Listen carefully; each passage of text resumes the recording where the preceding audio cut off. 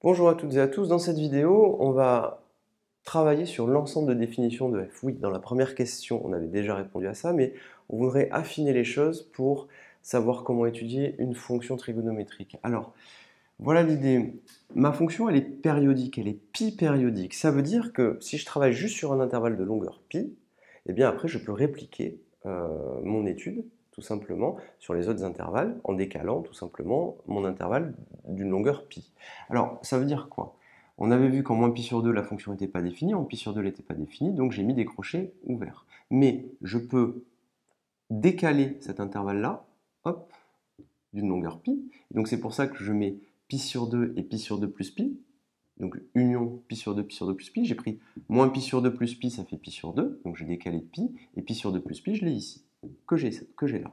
Donc ça, cet intervalle, union celui-ci, et ainsi de suite, ainsi de suite. Je décale à chaque fois d'une longueur pi. Donc là, j'écris pi sur 2 plus pi sur 2 plus 2pi, et ainsi de suite, ainsi de suite. Et pareil dans l'autre sens, pi sur 2 moins pi sur 2 moins pi, et pi sur 2 moins pi, c'est-à-dire moins pi sur 2.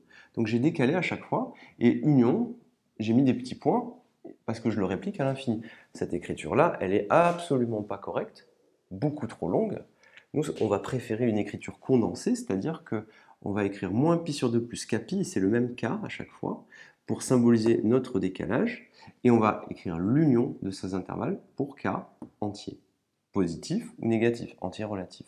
Cette écriture-là, ça c'est notre ensemble de définitions. C'est une écriture qui est un peu condensée avec les unions. C'est plutôt quelque chose que vous verrez quand vous serez en maths sup. C'est pas l'attendu en terminale. Mais c'est quand même bien de commencer à le voir. Nous, ce qu'on va faire en terminale, c'est qu'on va dire la chose suivante. On restreint l'étude de f à cet intervalle-là. Et on va juste préciser que f, elle est pi-périodique.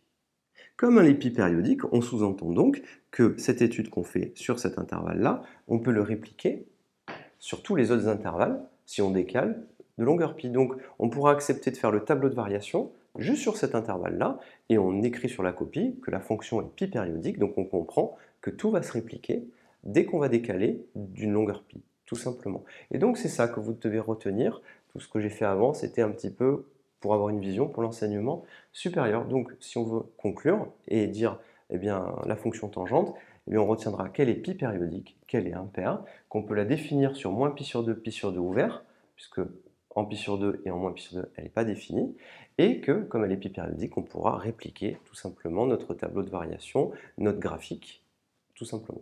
Je vous remercie et à bientôt.